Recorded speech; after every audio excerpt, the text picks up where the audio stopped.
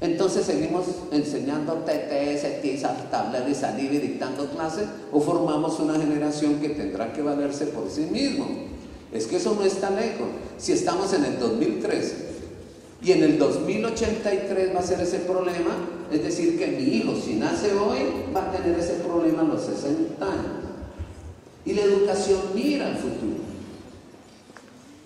¿Creen ustedes que haya cambiado la sociedad mexicana?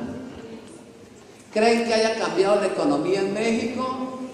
¿Que cada vez son menos los que tienen más y cada vez son más los que tienen menos? ¿Creen que haya cambiado la política? ¿Creen que haya cambiado la cultura? La cultura del mariachi por la de los gomelos, metaleros, alternativos, rockeros, raperos, punqueros, emos. ¿Creen que haya cambiado la cultura? ¿Creen que haya cambiado el medio ambiente, la ecología y la naturaleza? ¿Creen que haya cambiado la ética? ¿Creen que haya cambiado la ciencia? ¿Creen que haya cambiado la tecnología? ¿Qué es lo que más ha cambiado? Sí. Ahora hago una pregunta. ¿Ustedes creen que hayan cambiado las asignaturas que se dictan en las escuelas?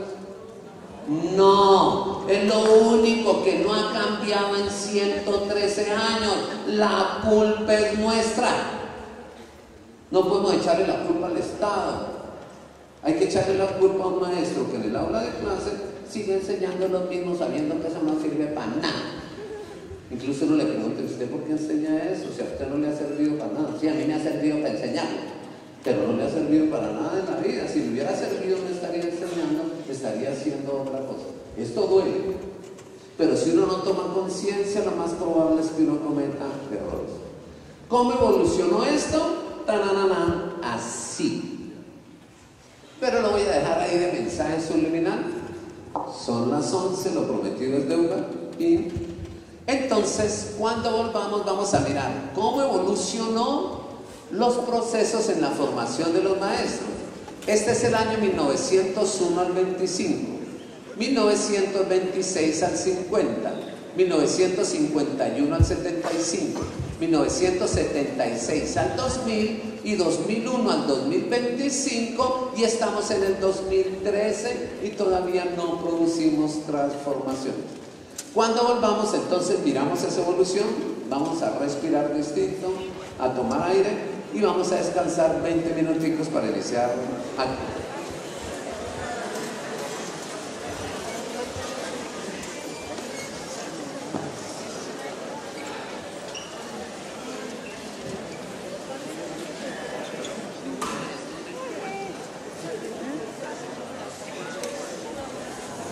Baby.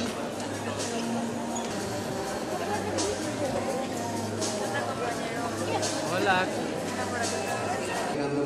Los otros. Primer mensaje subliminal. Profesor, por favor, no enseñe. Deje aprender. ¿Eso cómo se da?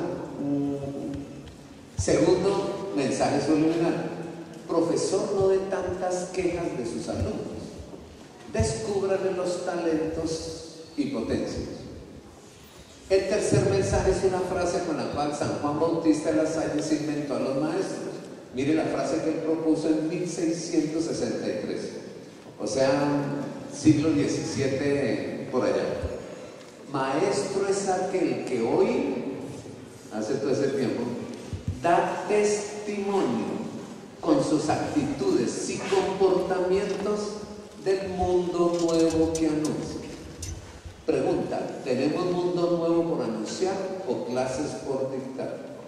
Si tenemos clases por dictar, pero no tenemos mundo nuevo por anunciar, o si tenemos mundo nuevo por anunciar, pero no damos testimonio con nuestras actitudes y comportamientos de lo que queremos para el otro, entonces ese no sería un maestro para el santo de la Salle. Voy a decir otra frase, pero esta frase es, no me la tomen al 100% verídica, especialmente la primera parte, porque es especialmente una forma de expresar un pensamiento que tenemos, y es esta: profesor, no lea más. Siga leyendo y entiéndame solamente al final. Profesor, no lea más. No lea más. Que la persona que lee mucho aprende a pensar y a ser como los demás. o sea, como aquellos a los cuales lee. Y es hora de que usted con sus actitudes y comportamientos escriba un renglón de algo que usted quisiera que sus alumnos aprendieran de usted, no de lo que dice el libro, de usted. Por ejemplo, me gustaría que mis alumnos fueran borrachos, degenerados e irresponsables como yo. Usted tiene el método. ¿No ve que ya lo logró?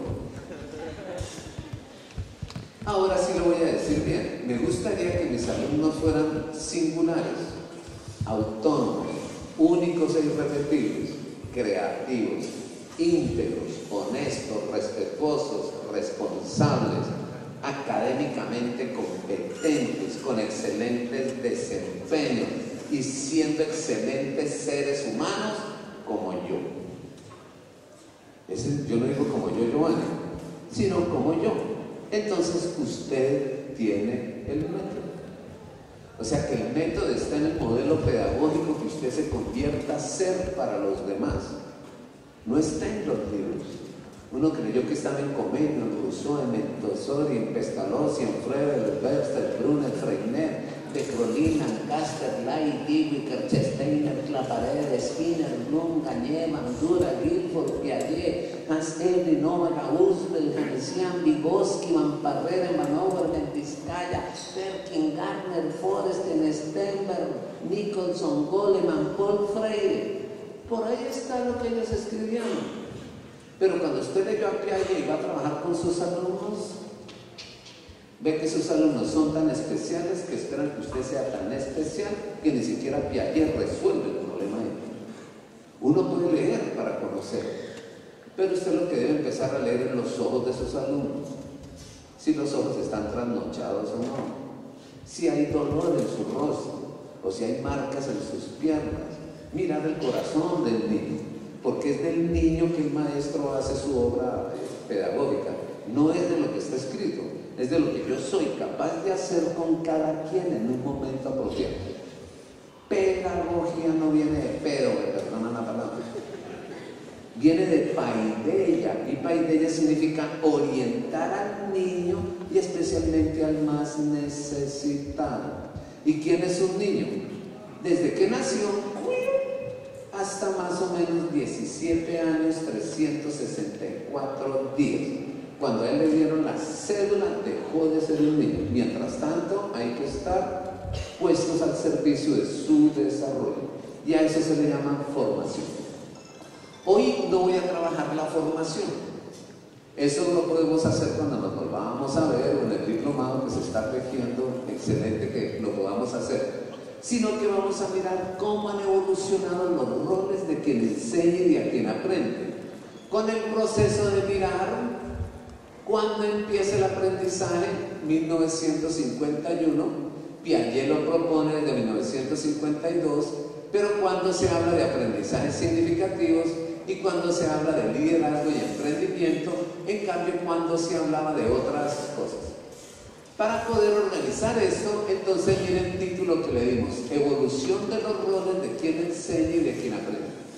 Yo soy biólogo de formación, por eso miren los ejemplos que pongo y la tabla periódica y todo eso, y no se me olviden. O sea, que alguien me los enseñó bien o yo me los aprendí como pude porque no los entendí. Puede ser eso. Pero nosotros los biólogos partimos de un principio y ese principio se lo aplica a la pedagogía. El principio es este: la ontogenia recapitula la filogenia.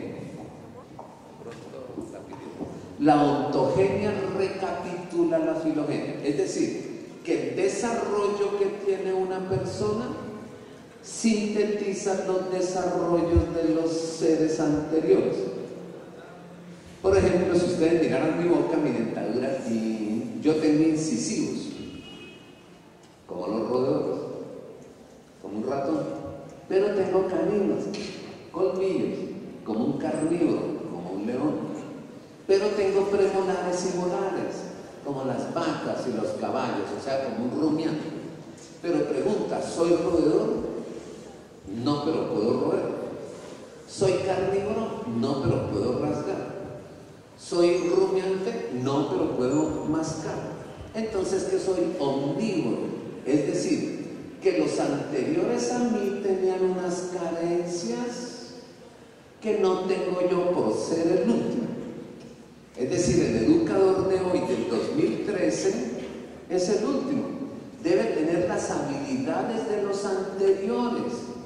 Y los anteriores tenían la habilidad que le tocaba a su tiempo, pero si hoy están aquí, les tocaría mandarse poner una prótesis. ¿Para qué? Para poder comer y tener roedores incisivos. Entonces, lo que significa esto es que la ontogenia, un maestro transformador, recapitula la filogenia, sabe exactamente hacer todo lo que hicieron los anteriores. ¿Estamos? O sea que para transformar tengo que construir, para construir debo tener el método y demostrar, para eso debo tener el entendimiento y explicar, y para eso tengo que tener el conocimiento. O sea que lo que se está pidiendo que hoy debemos hacer los maestros en el siglo XXI es el resultado de la evolución de todos los aspectos positivos que han tenido los maestros en momentos anteriores. Y eso nos exige.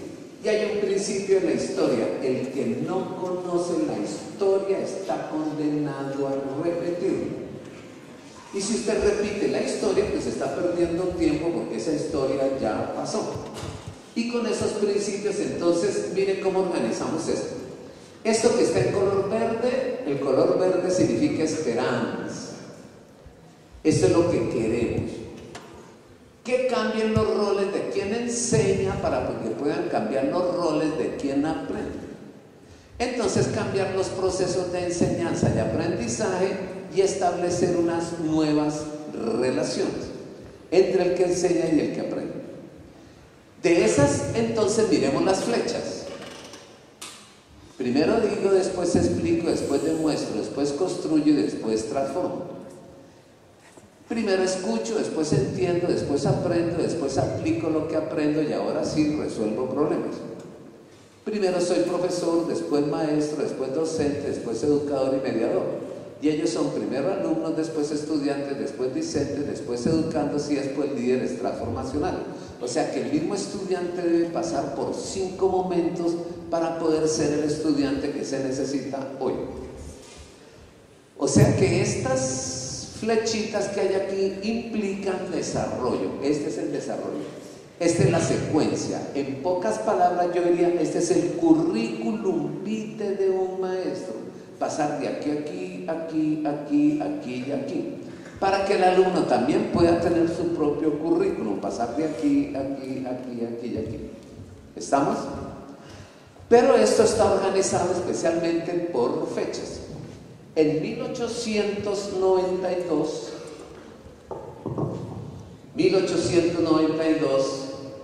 una persona en Italia, una médica psiquiatra, María Montessori, le toca hacer sus prácticas, especialmente de psiquiatría, en una clínica psiquiátrica. Y ocurre que cuando entra a la clínica psiquiátrica hay un pabellón en el cual hay niños entre los 3 años y los 8 que ya los tienen clasificados con las enfermedades de los adultos: psicóticos, neuróticos, maníaco-depresivos, esquizofrénicos, ciclotímicos, hiperactivos, hipocondríacos. Y ella dice, ¿cómo van a decir que un esquizofrénico, hay un niño esquizofrénico que hasta ahora ni siquiera empezaba a pensar? Los niños por lo general son lúdicos, tienen pensamientos mágicos, son concretos, ni siquiera están aprendiendo contenidos, están desaprestándose como niños. Se aprestan motrizmente, se aprestan cognitivamente, se aprestan afectivamente, se aprestan socialmente, se aprestan corporalmente. Y la escuela, por darles contenido, no los deja madurar ni los deja desarrollar. Entonces ella empieza a estudiar como cuál es el ciclo de vida de una persona. Y ella empieza a decir cosas como esta, que más o menos una persona pasa por 4 momentos básicos y que cada momento dura más o menos 6 años. El negro se ve como bueno. Que cada momento dura como 6 años y que esos 6 años se pueden dividir en 2 periodos de 3 años. Más o menos eso es lo que dice. O sea que una persona cuando cumpla los 24 años es una persona que está lista para enfrentar el mundo y proponer en el año 25. A estos 6 primeros años lo llamó preescolar, antes de ir a la escuela. A estos siguientes 6 años lo llamó educación secundaria. A estos 6 años, primaria. A estos 6 años lo llamó educación secundaria, que se convierte también en el bachillerato. Y a estos 6 años lo llamó educación universitaria. Y dijo que más o menos estos primeros años los niños no controlan esfínteres, el cuerpo los lleva y ellos no llevan el cuerpo. Y vio a un niño. Y ella empezó a decir, a ellos hay que trabajarlos como párvulos, o sea, como niños. Y hay que hacerlo de forma maternal, comprendiendo que hasta ahora son exploradores y están empezando a ser gateadores y están empezando a ser caminadores. Y empiezan a aparecer como unas características de esos niños. Ahora sí, en los otros 3 años, estos niños pues ya tienen lenguaje oral, no tienen lenguaje escrito, pero ya pueden comunicarse, ya controlan esfínteres, ya pueden manejar sus movimientos, entonces pueden ir a hacer un pre-kinder, un kinder, una transición. Estos por lo general, todos estos son lúdicos. O sea que las metodologías que se deben utilizar es para hacerlos que rían, que sean felices, no para amargarlos. En cambio, estos que están aquí son los de la primaria, primero, segundo y tercero, cuarto y quinto, sexto de primaria. Por lo general, en primero, segundo y tercero son activos. Pero en cuarto, quinto y sexto son conductuales. O sea que aquí les gusta es estar haciendo cosas, su pensamiento es concreto. Por eso surgen teorías a partir de aquí. Todo entra a la mente de un niño a través de los órganos de los sentidos. Esa es la teoría de John Lye, y su escuela se llama la escuela sensual empirista. Otro dijo, no, entra a través de los centros de interés que propone el maestro.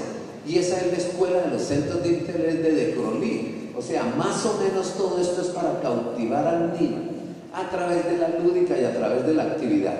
Pero los de cuarto, quinto y sexto de primaria son más conductuales, desarrollan hábitos, desarrollan destrezas. Y les gusta especialmente que empiecen a aparecer las normas y a regirse de acuerdo a las características de los adultos. O sea, usted ponga un partido de fútbol entre 2 equipos de niños de tercera primaria y ahora ponga un partido de fútbol de niños que sean de quinto de primaria. ¿Cómo es un partido de los niños de primero, segundo y tercero? Que a donde va el balón van detrás los 22 niños y el balón se sabe que está por ahí porque todos están allá, pero a nadie le importa ser el portero ni nada. En cambio, en este nivel empiezan a decir, no, pongan reglas, ¿y por qué todos tirando para el mismo lado? Usted es el portero y quédese aquí y póngase los guantes. Incluso empiezan a dar quejas de sus compañeros pidiendo auxilio. Organícenlo, es la mejor época para organizarlos. En cambio, aquí comienzan especialmente los procesos que son cognitivos, el cambio del pensamiento concreto al pensamiento abstracto y la capacidad de deducir, inducir, analizar, sintetizar. Pero aquí comienzan los procesos de desarrollo, especialmente del pensamiento lógico, en donde las personas establecen relaciones causa-efecto y tienen la posibilidad especialmente de plantear problemas y proponer alternativas de solución, que a veces son lógicas pero no son viables. En cambio, aquí se presenta el pensamiento formal. Y con este pensamiento formal ahora sí empieza lo técnico, lo tecnológico, lo profesional. O sea que más o menos después de terminados 24 años una persona está en capacidad de salir. Por eso a principios del siglo pasado se entregaba la cédula a los 24 años. O sea que una persona ya tenía la posibilidad de resolver sus problemas. Más o menos empezó a entregarse la cédula a los 21 años en mi país, entre el año 1978 y el 80.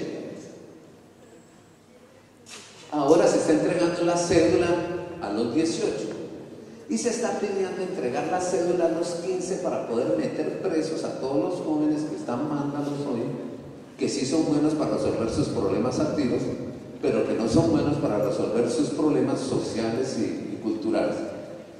Por esto es que yo cojo estos 24 años, le sumo uno, que es el año de práctica, el 25, y cuando ve usted que una persona a los 25 años no da los resultados de la educación, y eso se repite en un porcentaje alto, entonces lo que hay que cambiar es el preescolar. No al profesional, al preescolar, para que comience bien la segunda generación. Entonces la tarea mía fue especialmente hacer esto, organizar esto por cada 25 años. Este es el año 1901 a 1925. Así se formó mi abuelo. Este es 1926 a 1950. Así educaron a mi papá. Este es el año 1951 al 75. Yo soy del 55. Así me educaron a mí. Este es el año 1976 al 2000. Mi hijo es del 80. A él lo formaron así. Y así formarán a mi nieto cuando lo tenga, del 2000 al 2025. ¿Estamos? No ha aparecido un caso nuevo de factorización en álgebra. O sea, mi abuelo tuvo que ver álgebra, mi papá también, yo también, mi hijo también y posiblemente mi nieto también. Pero sí cambiaron los procesos pedagógicos. Y al cambiar los procesos pedagógicos, se desarrollaron los países hasta tal punto de inventarse la ingeniería y producir nuevos conocimientos e inventarse la tecnología. Y nuestros países que no cambiaron la escuela cada 25 años, 125 años después tenemos que cambiar la escuela de un solo golpe, y eso a veces uno cree que es imposible. Por eso aquí va a aparecer un proceso, que si usted es profesor, lo que le toca hacer es volverse maestro. Pero si usted es maestro, pase a docente. Si usted es docente, pase a educador. Si usted es educador, pase a mediador. Y si se espera que seamos mediadores y usted hasta ahora es profesor, le toca pasar de profesor a maestro, maestro docente, docente educador, educador mediador. Pero usted no puede pasar de profesor a mediador de una vez. Y eso es lo que quiero más o menos demostrar para poder entender cómo se hace. Primero lo explico de forma sencilla y después pongo un ejemplo y es dictar una clase con estas 5 características, viendo cuál es el trabajo que tiene que hacer cada uno. Entonces comencemos. ¡Tararán! La clasecita que voy a hacer es la siguiente, ligada con esto. Primero, la primera tarea que se nos puso fue decir lo que sabemos. Y la primera tarea que se le puso a ellos fue escuchar lo que decimos. No importa que no entiendan. Se lo dije y me escuchó, pero no entendió. Y el profesor dice, problema suyo. Alguien dijo, no, por lo menos expliquémosle para que entienda. No importa que todavía no aprenda. Se lo dije, me escuchó y no entendió. Entonces le expliqué y me entendió, pero no aprendió. Entonces, ¿qué tengo que hacer?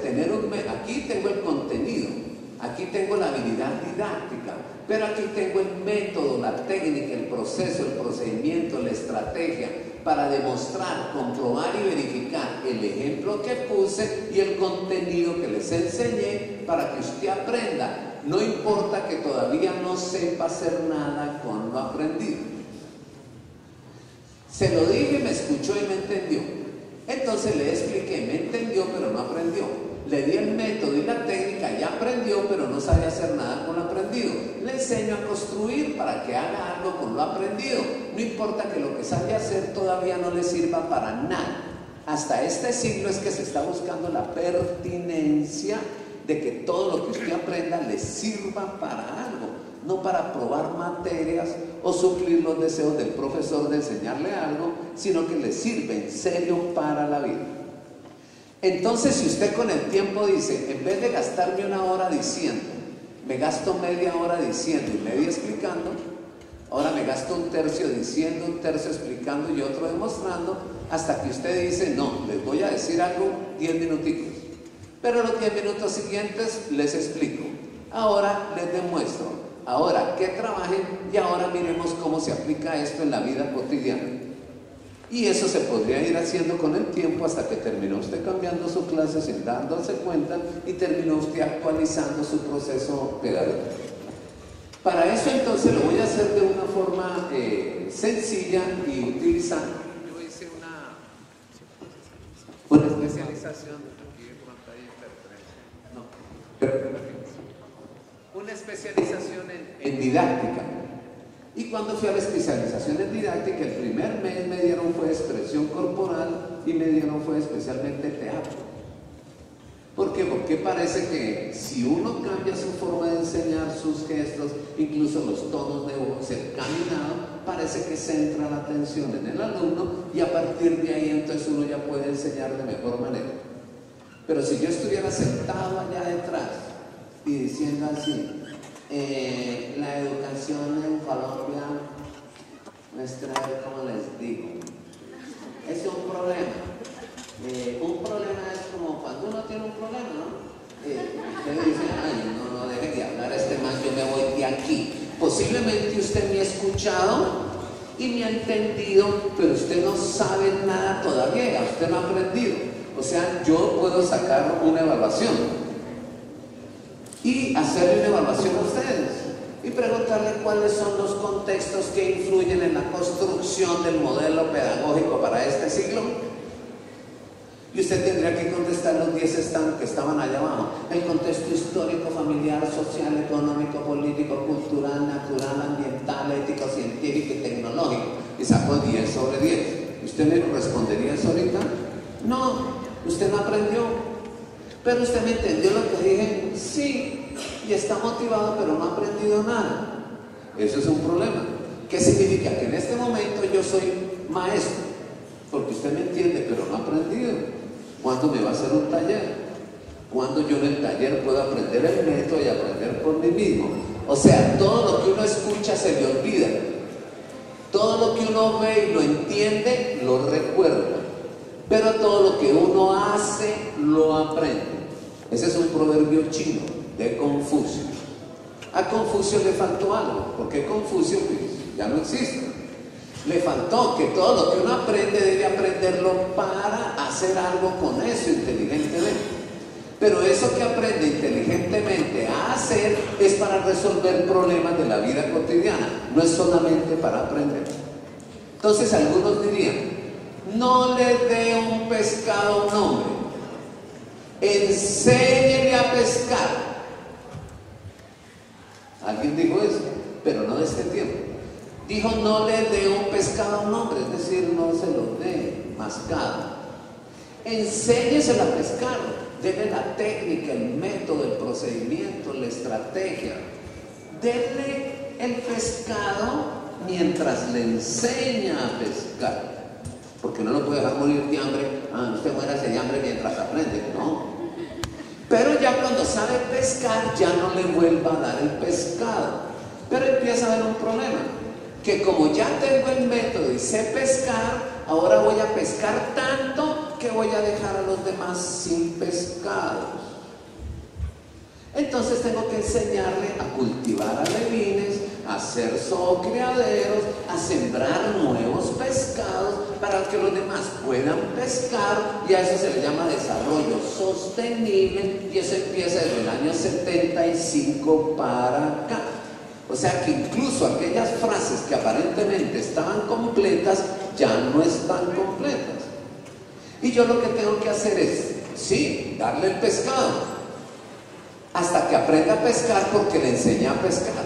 Y ya que sabe pescar, le enseño a producir sus propios pescados y a poner nuevas siembras para que otros también puedan pescar. Y eso que él propone para nosotros, cóbreselo y viva dignamente de lo que usted produce y autofinánciese.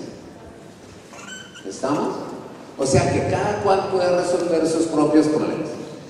Vamos a sintetizar esto entonces en un ejercicio. Y el ejercicio es este. Voy a dictar una clasecita más o menos de 5 minutos y van a ser acumuladas. La clasecita va a empezar así.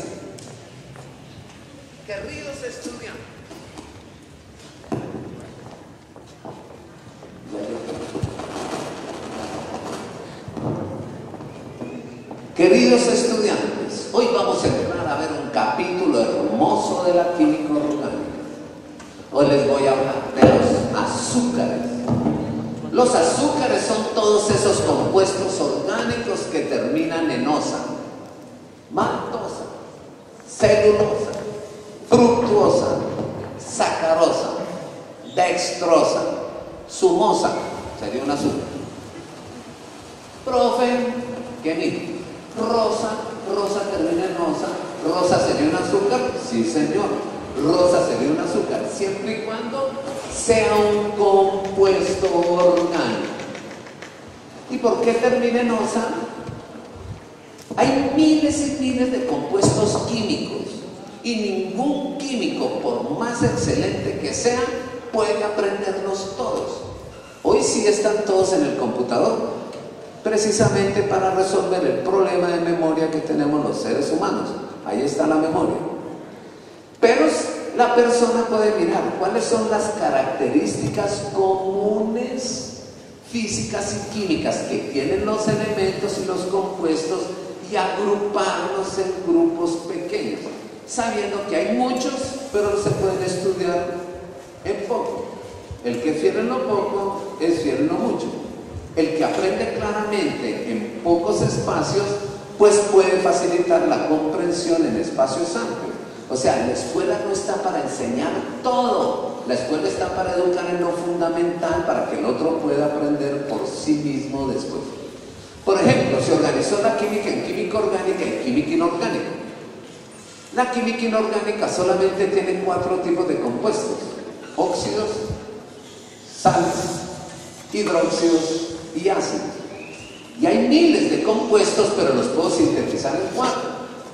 Y la química orgánica, que tiene enlaces covalentes, pues tiene muchos compuestos: alcoholes, aldehídos, éteres, ácidos carboxílicos, ésteres, aminas, amidas, cianuros, vitaminas, hormonas, enzimas, ácidos nucleicos, alcaloides y fuera de eso también carbohidratos. Ya cada uno se le da una terminación para saber exactamente de quién estoy hablando. Por ejemplo, si el compuesto termina en ol, metanol, etanol, propanol, silol, alfa-naftol, incluso si en un estadio suena gol, eso es un alcohol, por eso hay un poco de borrachos. Ol. Pero si termina en osa, significa azúcar. ¿Estamos? Ay, profe, y entonces la dextrosa termina en osa. Es un azúcar, pero no es como un suero que le ponen a uno ahí cuando uno está como deshidratado, y eso no es como salino. ¿Y quién dijo que los azúcares eran dulces? Solamente el 3% de los azúcares son dulces, el resto de azúcares no tienen sabor. Por eso nosotros no lo llamamos vulgarmente azúcares, sino que le damos el nombre científico de carbohidratos. Mis queridos alumnos y estudiantes, el tema de mi clase hoy va a ser los carbohidratos, y la preparé desde la semana de planeación. Y cuando voy a empezar me da un infarto. Ay, se murió el viejo. Y tenía todo planeado, todo programado. Incluso un vidente le dijo que la tercera semana de septiembre iba a editar carbohidratos y no alcanzó. Pero nos gustaba con él, queremos con él. El rector dice: resucítenlo. Tranquilos, vean, yo voy a poner un letrero en el periódico que diga: se necesitan profesores de química orgánica, y voy a hacer una convocatoria. No, nosotros queremos es con él, con nadie más. ¿Por qué? La entendíamos. Era buena gente, nos saludaba. No es como él o él que ni nos determinan. No es por lo que saben, sino por lo que saben, por cómo enseñan y por cómo es ser, saber y saber hacer. Sentir, pensar y actuar. No es solo saber. Pero entonces, ¿qué hacemos? Hagamos una cosa. Usted como rector ponga la convocatoria, pero nosotros somos los que decidimos a cuál contratamos. Uy, ¿y ahora usted va a decidir a cuál contratar? ¿Acaso usted sabe química? No. Pero sí sabemos si el otro sabe. Por ejemplo, yo le puedo decir a Evangelina, ¿por qué no me hace un caldo? O sea, aquí se llama caldo también. Y ella de seguro como mujer dice, venga, yo le hago un caldo. Y me hace el caldo que ella hace mejor. Y de pronto yo pruebo el caldo y digo, qué caldo tan feo. Y ella me dice, pues si usted me puso a hacer un caldo es porque usted no sabe hacer un caldo. Entonces hágalo usted, no me moleste, hágalo usted.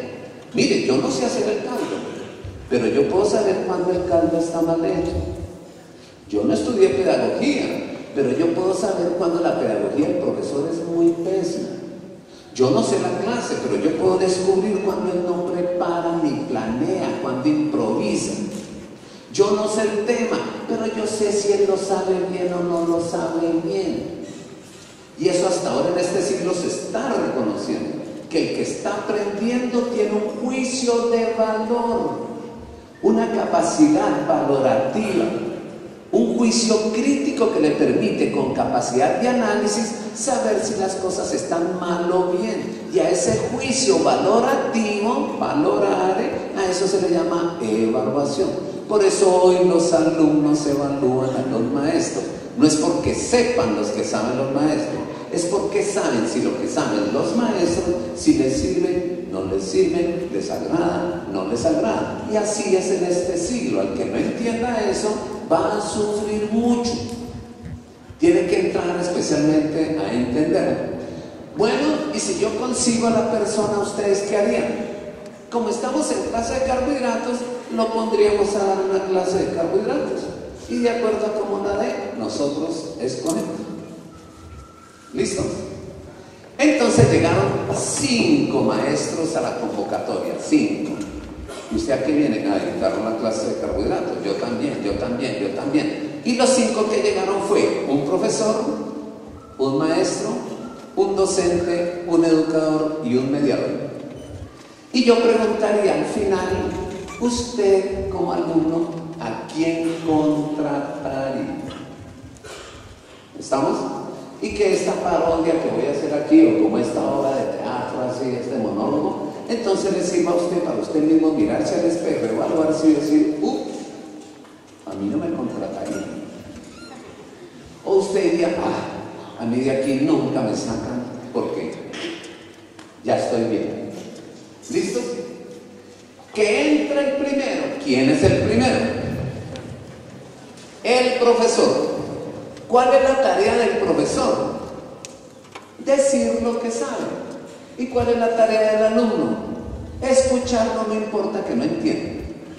Entonces el profesor entra. Y entra así. Los carbohidratos son polisacáridos de elevado peso molecular constituidos de micromoléculas de monosacáridos. ¿Alguna pregunta? Profe, no entendí. ¿Qué no entendió? Desde el principio, profe. Usted es como bruto, ¿cierto? Es como bruto. Bueno, si quiere le repito. Los carbohidratos son polisacáridos de elevado peso molecular constituidos de micromoléculas de monosacáridos. ¿Qué fue lo que no entendió? Nada, profe. Usted sabe mucho, pero no se le entiende nada. Míreme la jeta, míreme la jeta. Los carbohidratos son polisacáridos. Ya entendimos, profesor. Así podía, no. Entendimos que es mal genial. Entendimos que no sabe enseñar de otra forma, sino repetir como un lodo. Eso es el que no ha entendido. Eso lo está pensando el alumno. Porque donde lo diga, vaya el coordinador, vaya a rectoría y está esperando que lo echen. Y si al coordinador o el rector no lo echan, claro, aquí lo tienen fregado a uno. Aquí quieren que uno les haga todo. Y hay profesores que no resuelven sus problemas. ¿Usted por qué está chupando colombina? ¿Por qué está mascando chicle? ¿Por qué? ¿Quién se tiró ese fétido por allí? ¿Usted no sabe quién? ¿Por qué trajo los zapatos que no es? El de la colombina, vayan del coordinador. El de los tenis, vayan del coordinador. El del pedo, vayan del coordinador.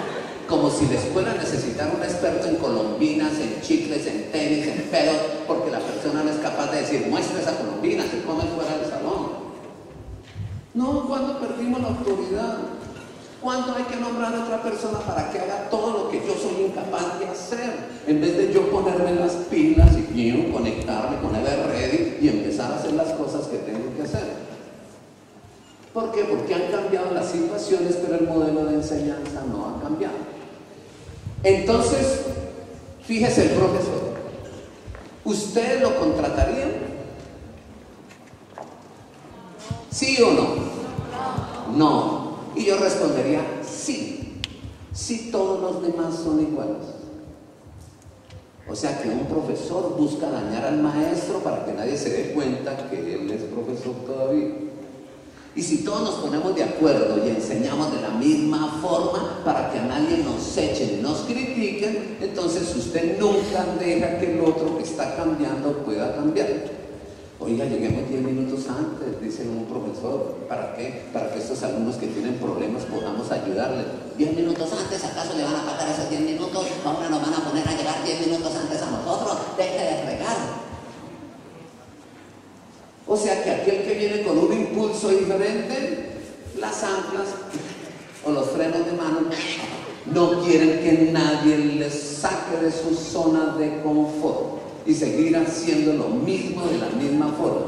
Eso es creer que usted es incapaz, porque si usted decidió hacer lo mismo en la misma forma, se está quitando las oportunidades de demostrarse a sí mismo que usted fue diseñado para todo ser bueno. Pero nadie quiere aprovechar las oportunidades. Ya que las aprovecha, entonces lo llaman bardero. Bardero, porque parece que estuviera metido en todo. Que pase el segundo. ¿Quién es el segundo? El maestro. ¿Qué tendría que hacer el maestro? Decir lo que sabe como el profesor, pero ahora buscar estrategias pedagógicas y didácticas para hacerse entender. O sea, un maestro es como un profesor que tiene una profesión, tiene un conocimiento, un área de conocimiento, maneja unos conceptos.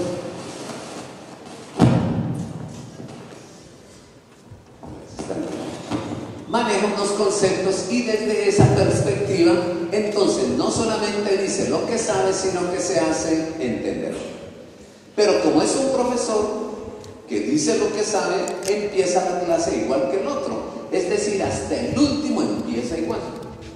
Los carbohidratos son polisacáridos de elevado peso molecular constituidos de micromoléculas de monosacáridos. ¿Qué hizo los alumnos? Ay, igual que el otro, este va a salir como el otro. Profe, no entendí. ¿Qué no entendió? Nada, profe, desde el principio. Bueno, para eso me trajeron, para que al que no entendió, entienda. Entonces yo voy a hacer unas preguntas y ustedes me ayuden. ¿Conocen algunos azúcares? Sí, profe, el azúcar con aspartame. Yo conozco el azúcar que hay en los dulces de leche, en las dulces de 3 leches, en la panela, en el bocadillo, el azúcar en cubitos. Ay, eso me gusta. Sí, profe, ¿por qué? Me sirve para el ejemplo. Imaginémonos un cubito de azúcar. Este es un cubito, espera que quedó más bien como un... Eso del cubo no tiene nada.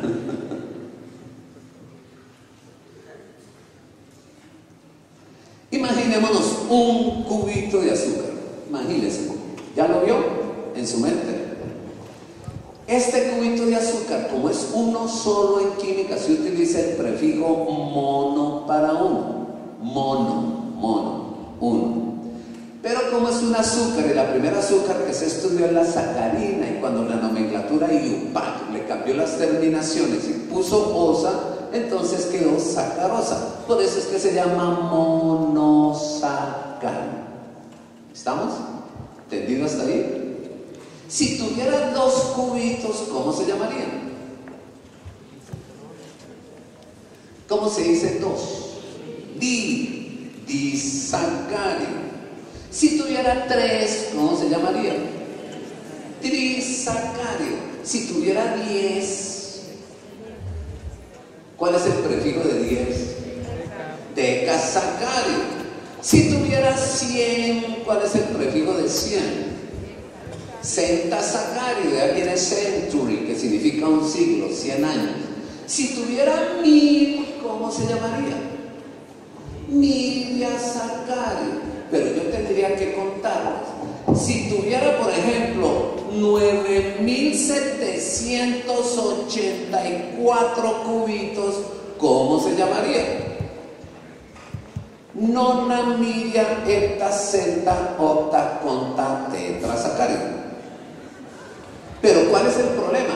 Que tendría que numerar todos los cubitos, contarlo y ponerle el nombre. Y los químicos decidieron que como las características son muy semejantes por el número de cubos, entonces le pusieron el prefijo poli.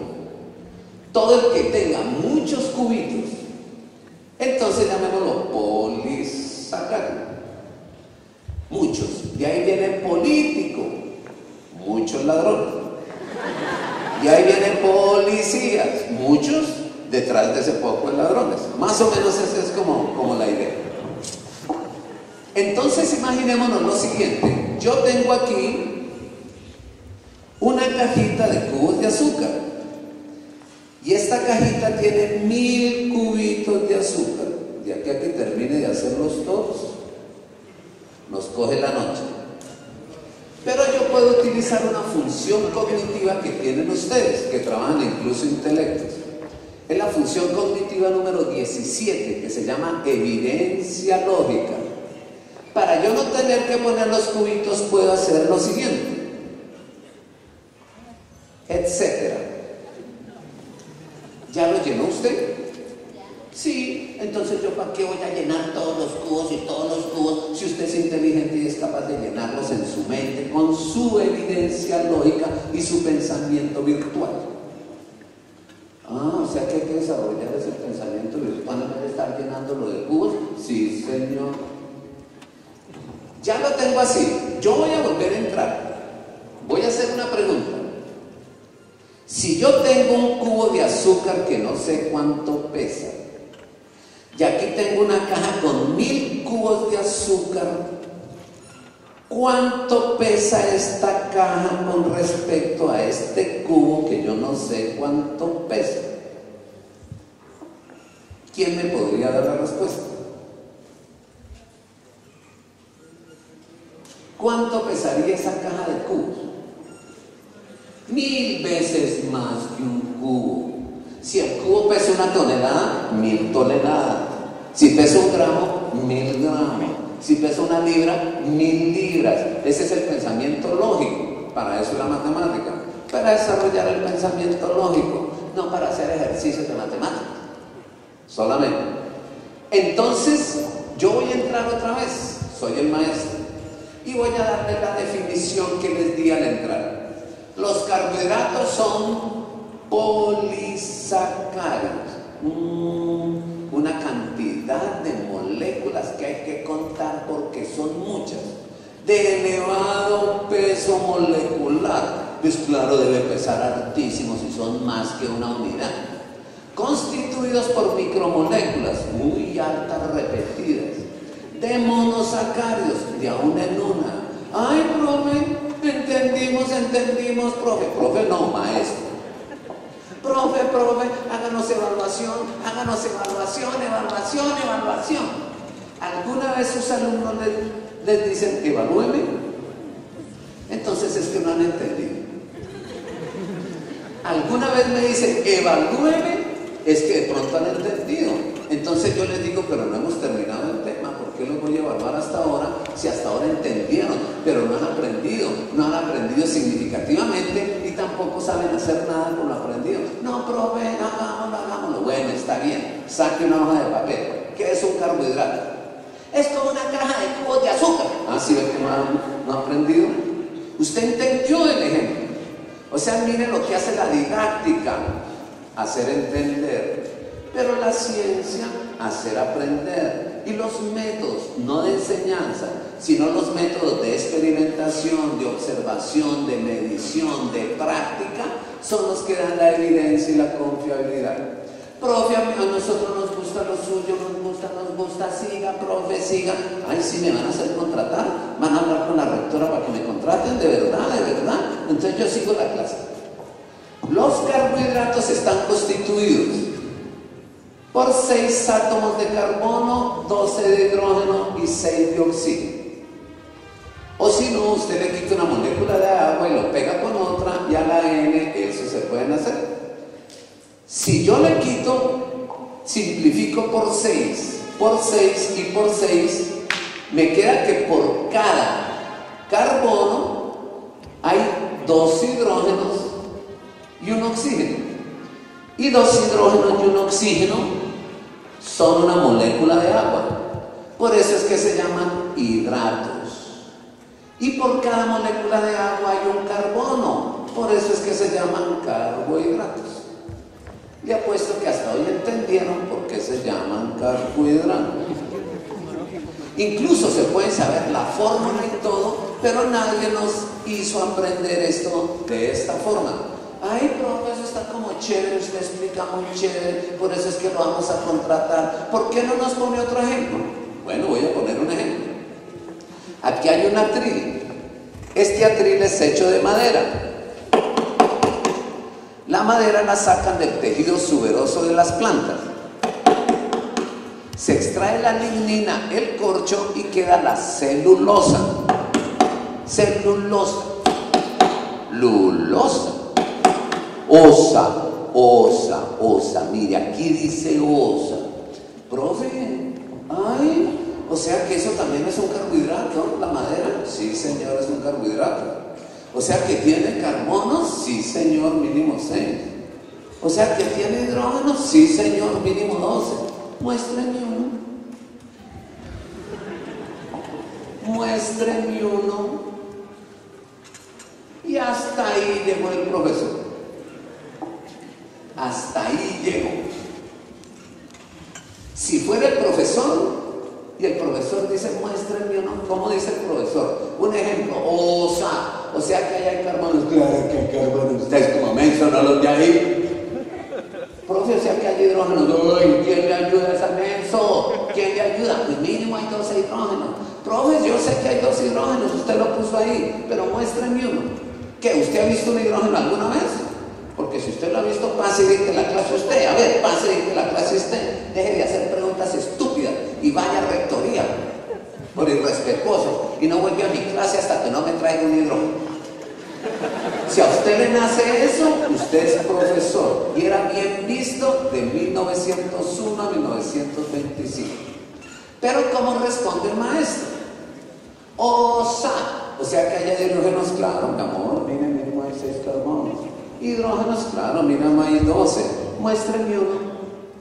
Vea, mijo. El padre Astete dijo: fe es creer lo que no vemos porque Dios lo ha revelado.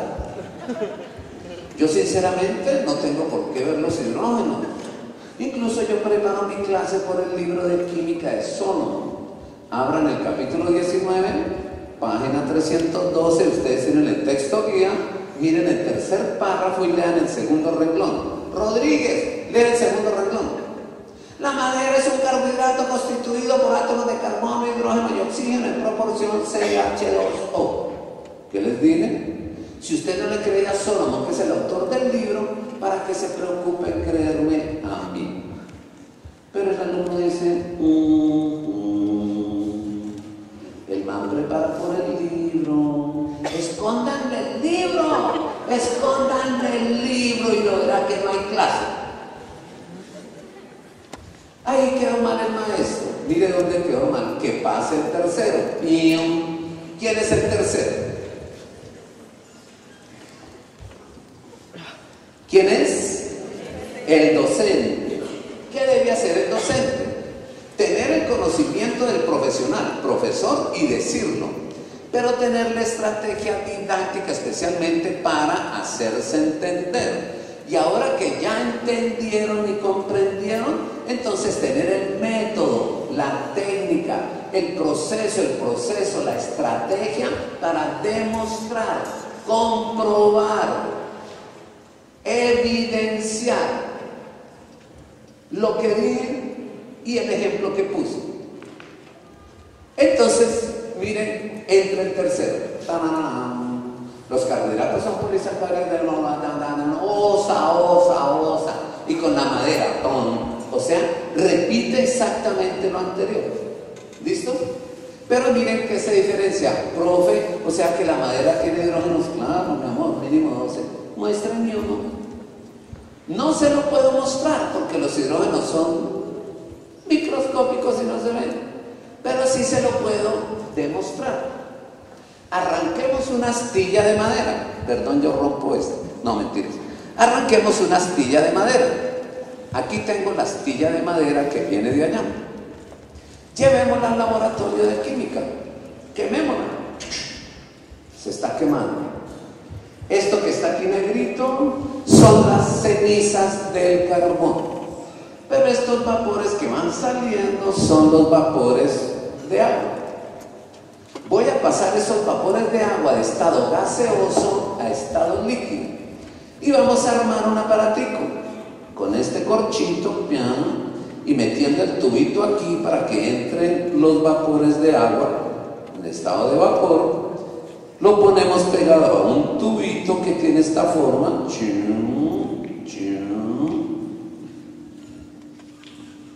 Y este tubito tiene un tubo adentro en forma de serpentín. Y por dentro del tubito este es que van a pasar los gases. Entran los gases por el tubo. Yo le voy a introducir una sustancia fría que puede ser agua helada.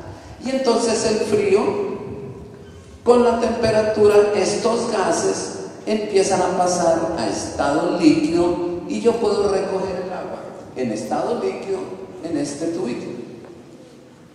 Lo que pasa, amigos, con una nube cuando llueve, que estado gaseoso de pronto pasa a estado líquido. ¿Cuál es el nombre que se le da a ese cambio de estado, al paso de una sustancia sólida a sustancia líquida? ¿Qué nombre se le da? ¿Quién sabe? De gas a líquido. Condensación. Entonces, ¿cómo se llamaría ese tubo? Condensador. Entonces, mira lo que dice. Condensé los vapores de agua y ahora los tengo en estado líquido. Vamos al laboratorio de física. Ahí hay un tubo que se llama el tubo de hidrólisis. De hidro, que significa agua, y lisis, que significa rompimiento de la molécula de agua. Yo puedo meter el agua en ese tubo, conecto el tubo, y entonces los dos hidrógenos se separan y el oxígeno también se separa. ¿Qué fue lo que usted me pidió que le demostrara? El hidrógeno. Ah, bueno, entonces por aquí van los hidrógenos, ponemos un tubito boca abajo, con la boquita abierta para abajo, porque el hidrógeno pesa menos que el aire y se sube para que el hidrógeno entre al tubo. Y ahora con una astilla de madera, como un carbón al rojo, no prendida con llama, sino al rojo, encendida, como cuando uno va a poner carne ahí, pero no a la llama. Entonces usted mete debajo. Si se prende, es que es oxígeno.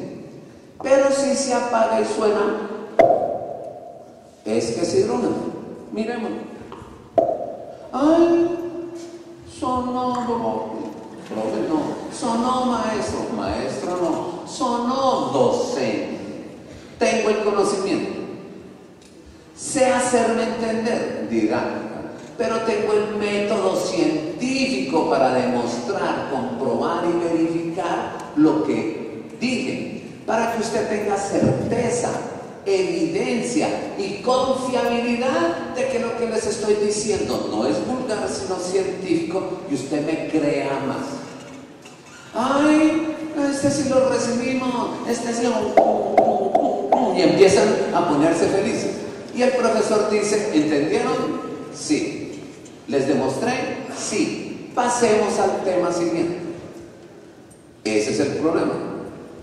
Porque si ya está feliz escuchando, ya se ganó la atención, fuera de eso entendió y comprendió, y tiene el método, la técnica, el proceso, el procedimiento, no cambie de tema, haga que lo utilice en un proceso constructivo. Entonces, que pasa el siguiente. ¿Quién es el siguiente?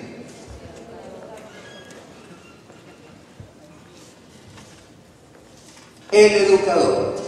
Y el educador llega a lo mismo, pero llega como con eso. Usted diría, ¿qué fue este profesor allá? ¿Será que está sudando? ¿Se va a untar eso? No, ya de pronto llega así. Bueno, ¿qué traerá en la mano el viejo? Primero empieza a hablar. Los carbohidratos son polisacáridos, hermano, el azúcar manuelita, el azúcar riopaina, el azúcar en tubitos, o sea, ya recuperé todo. Así como pasa uno cuando pone pausa y se devuelve y lo ve rápido. Ahí vamos. O sea que la clase sigue igual que las 3 anteriores, pero con un papel ahí. Oiga, chinos, allá chinos no son los los japoneses, sino los chavitos en Colombia. Oiga, chavitos, ¿qué tengo en la mano? Una servilleta. ¿Y qué es una servilleta? Un papel. Un papel. ¿Y de dónde sacan el papel? De la madera, profe. Ah, de la madera. ¿Y qué es la madera? Un carbohidrato. Uy, excelente, tienen buena memoria, lo acabamos de ver. ¿Y qué es un carbohidrato? Un polisacárido elevado a peso molecular constituido de micromoléculas de monosacáridos. Ah, excelente. ¿Conocen algunos otros carbohidratos? Sí, el bocadillo, el arequipe, el dulce de 3 leches, el azúcar manuelita, el azúcar riopaina, el aspartame y también el azúcar en cubitos. Ah, fíjense que no tengo que hacer evaluaciones. Esa es la clase donde surge todo. Pero uno para el colegio, para la clase, saca una hoja de papel. No, esa es la misma clase. Porque ahí es donde se va dando el conocimiento. Cuando uno no hace eso, tiene que parar y preguntar algo algún día. Ah, excelente. Y si este papel lo saco de la madera y la madera es un carbohidrato, entonces, ¿qué tipo de compuesto químico es este papel? También un carbohidrato, profe. Ah, excelente. ¿Y cómo está constituido un carbohidrato? De carbono, hidrógeno y oxígeno en una proporción por cada carbono una molécula de agua. Excelente. Yo les demostré que la madera tenía hidrógeno.